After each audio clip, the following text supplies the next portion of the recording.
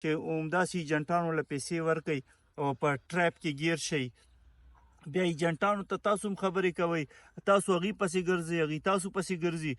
شارټس کې تاسو ګورئ بس هر سړی وایي تاسو راځئ او اسانه ده او دا دي او دا دي. اسانې خبرې نه دي. دا پیسې چې مور او پلار تاسو له ګټي دا ډېر په ګرانه باندې ګټي. نو تاسو داسې غلط سټیپونه مو چتوئ. السلام علیکم ورحمت الله. ډېر خلک ماته میسیجونه کوي، کالز کوي چې خلک سویزرلینډ ته څنګه راځي او یورپ ته به موږ څنګه راځو. نو دې لپاره ډاکومنټیشن ډېر زیات ضروري دی. تاسو به ډېر زیات ډاکومنټیشن کوئ. تاسو به د دې خبرې خیال ساتئ چې ستاسو ریټرنز جمع کیږي که نه، تاسو اف بی آر سره رجسټرډ یې که نه. تاسو که دکان کوئ، که کاروبار کوئ، که هر څه کوئ، هغه به اف بی آر سره هم رجسټرډ کوئ.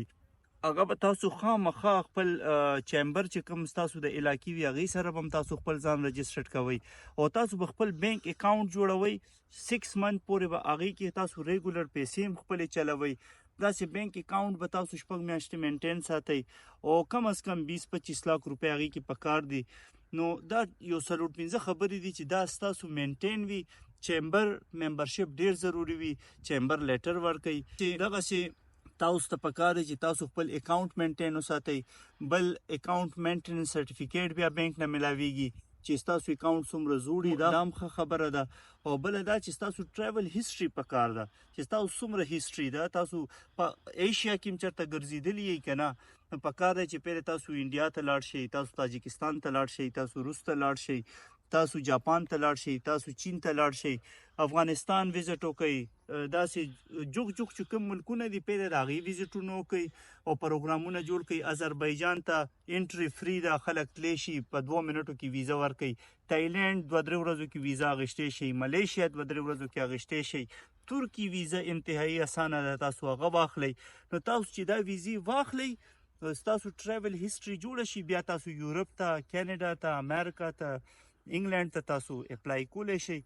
نو ټولو نه ضروري خبره دا ده چې تاسو ټریول هیسټري وي، ټریولینګ هیسټري وي. بیا تاسو خپل بینک هغه مینټین وساتئ او ستاسو چې کوم کاروبار دی که هغه تاسو اس ای سی پی سره رجسټرډ کو، سیکیورټي ایکسچینج کمیشن آف پاکستان سره، دا بیا لا نوره ښه خبره ده. نو سویزرلینډ ته تاسو داسې نه شئ راتلی چې همداسې ایجنټانو له پیسې ورکوئ او په ټریپ کې ګیر شئ. بیا ایجنټانو ته تاسو هم خبرې کوئ، تاسو هغې پسې ګرځئ، هغې تاسو پسې ګرځي. نو خپل ډاکومنټیشن صحیح وساتئ، بیا تاسو اپلای وکړئ. داسې غلط طریقو سره زه تاسو ته بالکل سجیشن نه درکوم. تاسو بالکل د خلکو خبرو کې مه راځئ. خپل د هر څه خیال وساتئ. دا پیسې چې مور او پلار تاسو له ګټي دا ډېر په ګرانه باندې ګټي. نو تاسو داسې غلط سټیپونه مو چتوئ. دا په ټیک ټاک کې شارټس کې تاسو ګورئ بس هر سړی وایي تاسو راځئ او اسانه ده او دا دي او دا دي. اسانې خبرې نه دي. دې دپاره ټریول هیسټري پکار ده، ډېره خواري پکار ده. تاسو به ډېر محنت کوئ، هغې نه پس تاسو بیا اپلای وکړئ. لیګل طریقې سره تاسو هر ملک ته راتلی هم شئ او دا ملکونه څوک ایسارئ نه. دوی به په دې ملکونو باندې څه کوي، په دې ځمکه، خاوره، بلډینګونو باندې خو څوک څه کوي نه. دې دپاره خو انسانان پکار دي. د دې ملکونو خو آبادۍ هم کمې دي. زموږ 24 کروړ آبادي ده او زموږ ټول ریزرف په خزانه کې 16 ارب روپۍ دي دې ټایم د پاکستان.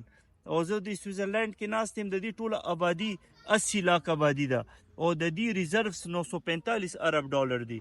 نو څومره لوی فرق دی. نو دا به هم تاسو خلکو دپاره وي، تاسو به راځئ، دا به انجوای کوئ، دلته به ژوند تېروئ، خو دا به په ټایم باندې کیږي. تاسو به پهله ټریول هیسټري خپله جوړوئ، ایشیا کې ګرځئ، 4-5 ملګري راغونډېږئ او بس ځئ یو ملک ته چکر وهئ. بیا 4-5 کاله پس به ستاسو انشاءالله داسې د بار ملکونو پروګرامونه جوړ شي. نو ډېره مهرباني، ډېره شکریه. بیا که ستاسو نور انفارمیشن پکاري زه به بیا نورې ویډیوګانې تاسو دپاره جوړې کړم. ډېره مهرباني. السلام علیکم ورحمت الله.